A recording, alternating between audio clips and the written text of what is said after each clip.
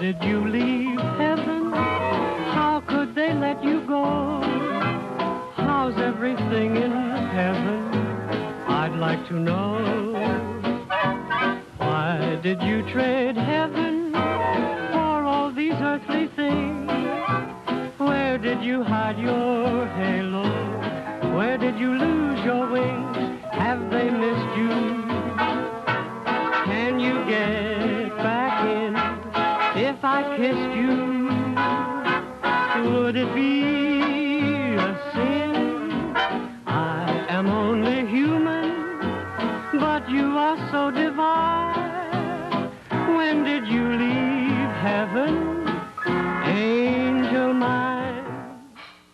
The university is really an integral part of this community, and it has been since its inception in 1894.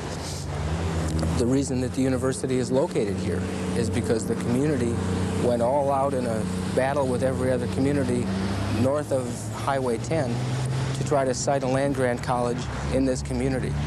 The battle was primarily between Stevens Point and Wausau. That's how it boiled down in the state legislature. And one of the things that citizens in this community had to do back in the 1890s was come up with a plot of land that they would donate for an institution and enough money to build the old main building. That was $50,000 in 1894 dollars. That would translate into several $1 million in 1989 dollars. And this community, through private fundraising, got $50,000 in cash amassed down at the First National Bank. And Byron Park, who later became a regent, was in Madison for weeks lobbying the state legislature to locate a land-grant college in Stevens Point. It was, the way the story is told, it was about 120 ballots in the state legislature for picking a site, and that Byron Park was successful after midnight in getting the legislature to vote to have the campus sited in Stevens Point. He sent a telegram back to Stevens Point. They rang the church bells, they rang the fire station bells, people got up out of bed and basically had a small riot in the community with a regular old-fashioned parade with torchlights and everything else. And there's some colorful articles that were written in the old Stevens Point Journal and the old Gazette about how the citizenry basically flocked out into the street in the middle of the night to celebrate the fact that the community had been designated the site for the next normal school. I went into the library position because of the library staff here at the university. George Alley was the head of the library, just a marvelous man who by the time I was finishing college had gone on to become the director of the University of Wisconsin Library School, which at that time was considered one of the 3 top library schools in the country. And therefore, while I was in school, I took a teacher librarian training course, 6-credit course, 2 semesters, 3 credits each semester. And I did more work for that course than I did for anything I took anywhere in college here for the 4 years or in graduate school. And what it did, it prepared students to outrun any high school library in the state of Wisconsin. And it was a good one. He was an excellent teacher. And of course, the rest of the staff was Lulu Manser, and anybody my vintage and earlier is going to remember her. She was a dear little tiny woman with white hair piled on top of her head, sparkle in her eyes, and ran the library as far as keeping people in order. I don't know how she did it, this little bit of a woman, but everybody in my day was really afraid of Miss Manser. Reserve Street was the football field, renamed Schmeeckley Field at one point.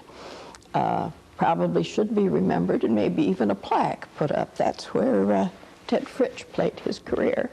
And of course, he became Green Bay Packer, one of their greatest fullbacks. When Stevens Point played the University of Wisconsin, it was at a time when Eddie Kotal had a particularly good basketball team, and the University of Wisconsin in those years had a very fine team, Big Ten team, and we were far from Big Ten here. But Eddie convinced Doc Meanwell he should bring his basketball team up and play a game with us. There wasn't a gym large enough here, so the game was played at the Lincoln Fieldhouse in the Rapids. The morning of the game, Meanwell called Kotal and said, "Eddie, I don't want to embarrass you. Should I bring the third team or the B team?" Eddie, brash as he was and knowing what he had here, said, "Bring everything you got, because we're going to beat you." And they did. I asked Dearborn why we had so many very fine professors who certainly could have gone elsewhere, much larger schools at greater salaries. And he said he wondered about that a lot, and his conclusion had come to be that the faculty was small and close-knit, and they enjoyed one another so much that they were content to remain here in a very good school, small as it was, and live a quieter, enjoyable life, and money wasn't necessarily the best thing or the only thing for them. One of my attachments to the university probably is because my mother went to school here. Her brother, therefore my uncle, did. He was quite an athlete. And also I had 3 aunts who were students here before I came. So there was a family attachment. Furthermore, we were living in Stevens Point, and I didn't know what I wanted to do when I finished high school, and my parents decided if I didn't know, I was going to go to school here while I made up my mind. And that was how the attachment. My mother finished in 1908, and it was either in that 1907 to 8 school year or the year previous that a small group of girls began a sorority. They knew about sororities. They gave it a Greek name. My mother thought it was Omega Iota, and from one other source that I asked if she knew the name, she came out without prompting Omega Iota, so I suspect that was what they called themselves. But to the outside world, they were a sewing society. And the joke of it was, one of the founding members of this little group was a niece of President Sims, and he would not permit a sorority or fraternity on campus. So this was in secret in this girl's bedroom. She was rooming somewhere in town, and they operated that way for a short period of years, and then came out in the open as Tau Gamma Beta. Well, I remember a great deal about Fred because when I came in the fall of 1947, Fred was the only full-time teacher in the program. It was called Conservation Education, or Conservation Program at that time. And another man by the name of Walter Sylvester came at the same time that I did. And both Walter and I taught half-time in the biology department and half-time in the conservation department. And since we worked very, very closely with Fred, I could reminisce a great deal about him. But Fred was an educator, and he had a tremendous ability in public relations. He liked to speak, and he made a real good impression. And he had relatively little formal background in the field of conservation. What he learned on his own. But he had the drive and he had the idea, and this is what established the basis. We didn't have a lot of it, but the equipment that we did have was quite often kept under the stairwell. So in order to prepare for a laboratory, you had to go into this area, stoop down beneath some steel beams that supported the stairwell, and pull out this equipment. I can remember very vividly one winter's day, it was shortly before Christmas time, that I had a laboratory coming up, and I went into this cubbyhole and thinking a little bit about what I was planning to do for the laboratory, I forgot to duck. And I came and hit my head a real solid blow on this beam. Surprisingly, this made me a little bit dizzy, and I felt to the point that I probably couldn't handle my laboratory. So I thought that I would dismiss my class. So I came out and had the intentions of dismissing my class, but Peter Mickelson had a classroom just to the right of the stairwell, and instead of going into my classroom, I wandered into Peter Mickelson's, and I dismissed his class. As a student, I was promised that I could be the rural supervising teacher if I would come to summer school at Stevens Point that summer and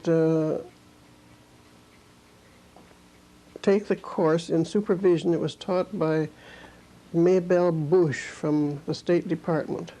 So I was in a class. My first experience was with supervising teachers throughout the state. And I had taught school 2 years. Well, my classes were varied. I'm a history major, social science minor, but a jack of all trades, and I had taught in county teachers' colleges for 23 years. I had been principal of a 2-year teachers' college for the last 11. And so I could teach most anything. I mean, they let me, and I have a life certificate that says that I can teach anything in any public school in Wisconsin. So I could teach now if they'd take somebody like me. I was able to do it. It's been 63 years that I've had close contact here. I started in 1926 as a student, and it took me until 1938 to get my degree. But I did a lot of summer schools, a lot of night schools. I went to the University of Minnesota one summer to help me because, well, I won't tell you why. And, well, I love the university even now, and I could not exist here as helpless as I would be if it weren't for Helen Van Proyen and her group there that furnish student helpers or start.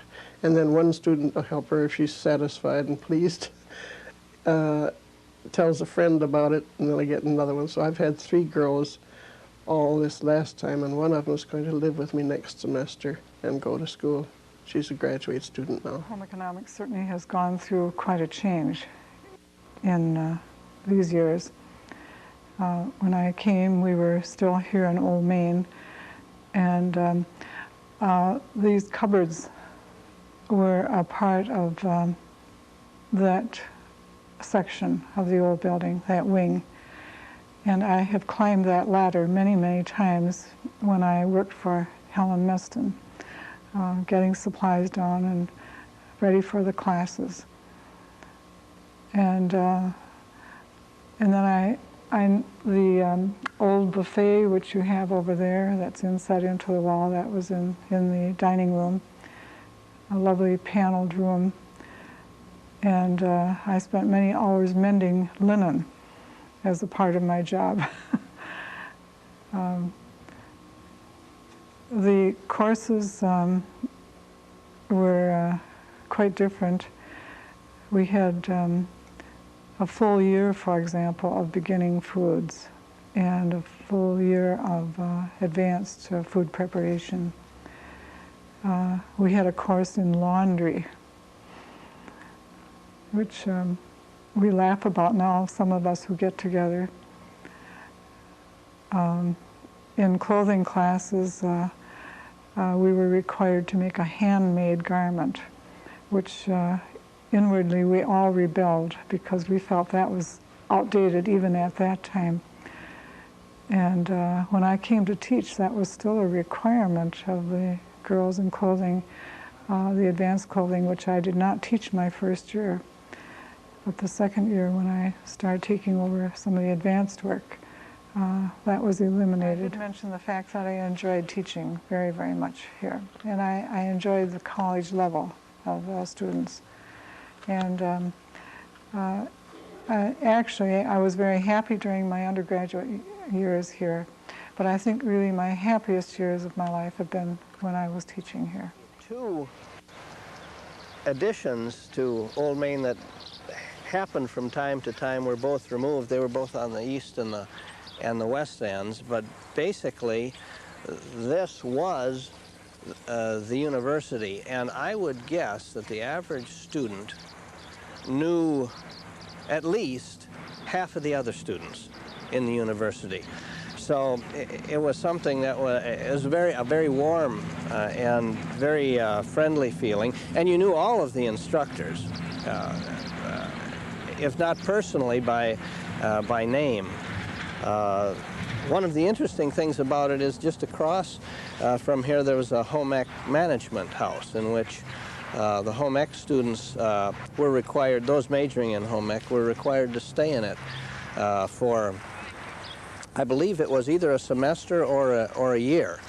And during that time they had to serve a meal, a formal meal. Someone I knew and eventually married one of the graduates and knew all of her friends. So I got a lot of really good meals and enjoyed every minute of it. As president of the Alumni Association, 2 years, was during the time that there was some thought, some very serious thought. As a matter of fact, the building was scheduled to be removed at one time, when as president of the Alumni Association, we received hundreds of letters from people saying, oh, you really can't take down Old Main. That, in essence, is the college. And with that directive in mind, I spent a great deal of time. I think I took 9 or 10 trips down to Madison, visited with the then Senator Bill Bablitch, and eventually we devised a way to save Old Main, at least the main portion, and renovate it. An excellent president, William Hanson, maybe others have mentioned him. He was a man who had been principal of a public school system, so he knew everything, from the business aspects to the academic aspects, and it was a great experience working with him. And he expected you to be able to do the job that you were hired for. We found that students couldn't afford to go to Europe, and their parents didn't go. We didn't have wealthy students. In 1962, we decided to take a group of people to Europe. From 1962 on, I worked on that to see whether or not we could possibly get a semester abroad program. When Lee Sherman Dreyfus came here, I decided early on the thing to do is hit the new leader with the idea. And though I had known of Lee from the University of Wisconsin-Madison, knew the kind of person he was, had been on the committee to choose our new president, I was not prepared for what he did when I presented the idea, because I told him what I wanted to do to start the international programs, and I thought maybe we'd talk about it and he'd say, well, that's nice, and maybe we can do that sometime. But he didn't say that. He said, well, he would get together the head of the academics, he'd get together a couple more people, and we'd talk about it. So I went to a meeting, there were 4 of us there. I explained what I wanted to do, and at the end of that time, as I waited for Lee Sherman Dreyfus to say, well, that's nice, sometime we ought to work toward this, he said, when do we start? Well, we moved to Stevens Point, my father and mother and sister and I, in 1945 after the war. My father had been in the Army. He had grown up here and had always wanted to come back, so we moved here in 45. I went to high school here and the first 2 years of college. And without any question, I think of all of the time in college and university, the first 2 years here were the best for several reasons. The first of which was it was a small school with a lot of personal attention and a lot of professors that I thought were very challenging. A few still stand out. Pauline Isaacson, who I think still lives here in Stevens Point. Frank Crow, who taught history, and with whom I almost never agreed politically, but is a wonderful man. And another one named Fred Krempel, another professor. I don't know where Krempel is at this point, but he sort of first introduced me to the Middle Ages and music, and a lot of people would hold that against him now, since I play my classical music so loud that nobody can think. But that whole period, those 2 years, were as responsible for giving me an outlook as any time anywhere. Now, you know, there may be some who therefore will blame the university for that, but it was a very productive time from my point of view, and I've never really forgotten it. Both my mother and father had gone to school here when it was a teacher's college.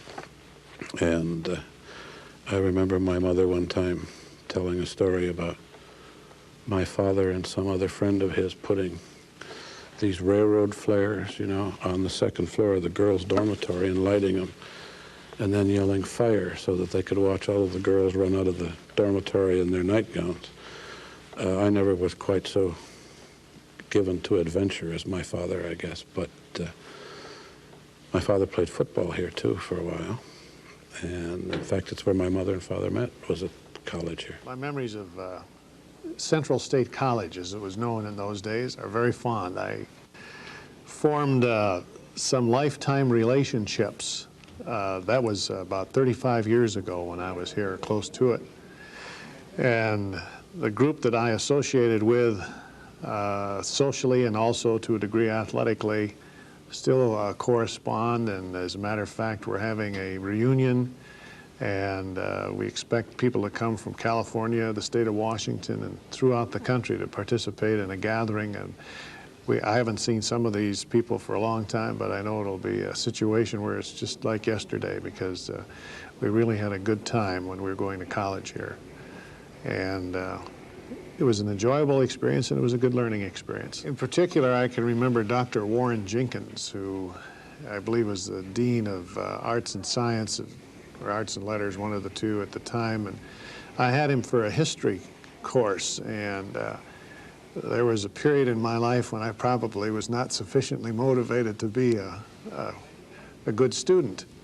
And Dr. Jenkins called me in and proceeded to remind me of my shortcomings, to the effect that he said, "Neinas," he said, "you know, this is a state university and you're wasting the taxpayers' money. And I would suggest that you apply yourself more assiduously when it comes to academics." And I think perhaps one of the crowning points of my college education was when I had a course from Dr. Jenkins and managed to get an A. Some of the most memorable teachers that I had in my lifetime were there at Stevens Point. Pat Crow, who I knew as Frank Crow. I don't know how he got the name Pat, but everybody calls him Pat Crow, but we called him Frank Crow. Actually, we called him Mr. Crow. Must have worn out 3 pairs of shoes every semester as he would sit on the corner of his desk banging his feet together, clap, clap, clap, as he would be teaching us about Hannibal and the Alps, or whatever it was that he taught us in history. But he made history come alive. Mike Fortune in English introduced me to Moby Dick. I think I've read that book 3 times now, and I'm about to start on the 4th. I always find something new in Moby Dick. And in fact, he was one of my inspirations to become an English major. Garland Fothergill in political science was another of my favorites, and I became a political science major as well. It was just a very, very enjoyable experience. I found that the intellectual excitement certainly equaled, maybe surpassed some of my other educational achievements since I left Stevens Point, but I've always considered Stevens Point my alma mater and always will. Stevens Point has a fine teacher education program. Of course, I like to think so because I earned my teaching certificate at UW-Stevens Point, and I have a daughter-in-law, future daughter-in-law, that is graduating this year in teacher education, and I think that she's received a solid educational experience and that she will have little difficulty finding employment. So Stevens Point, UW-Stevens Point is personal to me. My son is graduating this year in their fine paper chemistry program, and I can't begin to tell you how pleased we are as parents. He was offered so many jobs that he quit interviewing, and so it looks like his start in life will be secure and proper, and we're eternally grateful to UW-Stevens Point for all of that. Central to Wisconsin, a strong drawing card, a fine community, an outstanding faculty, a great tradition, a university that's growing and prospering, and I see that not only as the State Superintendent of Public Instruction and a graduate from the institution, but I also see it as a member of the University of Wisconsin System Board of Regents. I remember John Gash, a wonderful person. He had a big schnoz on him, and he had such wonderful stories to tell. He was such an exciting teacher, and he was the kind of teacher that would call you up at Christmas time, long distance, to wish you Merry Christmas. Back at the period that Joyce and I were here, and that's 1967 fall through 1979 January when I became governor. That period of time, first of all, let me just say candidly, at that time I was professor at Madison. I saw myself as a 40-year-old absolute national hotshot because I had the enrollments to back it up. My classes were running literally in the 400 and 500 enrollment in a section kind of thing, and that I was coming from the big leagues out here to the Bush League, and that was probably the biggest impact of the first 6 months up here, because it came as such a shock to me. I had this Madison elitist attitude, which I think still exists down there. In fact, I know it exists down there. And I found out when I came up here, not only had some really spectacular teaching gone on, but it was still going on. I tell you, there was an absolute first-rate faculty. And one of the things that I think the history of this place demonstrates, and I was able to brush with enough of the older alumni, and I'm talking about, they were very old and 22 years ago, so they've got to be all planted now practically, except for KB. Quite frankly, when I looked at that group and they'd talk to me about the various teachers on this campus, and they were getting absolute first-rate education. Let me just close by saying that for Joyce and for me, this was not just simply 11 years out of our life up here. Absolutely, Stevens Point as a community is a part of our home, and it is something we will always cherish. But I tell you, most importantly, this university. This university, as far as I'm concerned, is something so special within my heart that it will always be there. And even though I don't have a degree from this institution, as far as I'm concerned, I'm an alumnus of the University of Wisconsin-Stevens.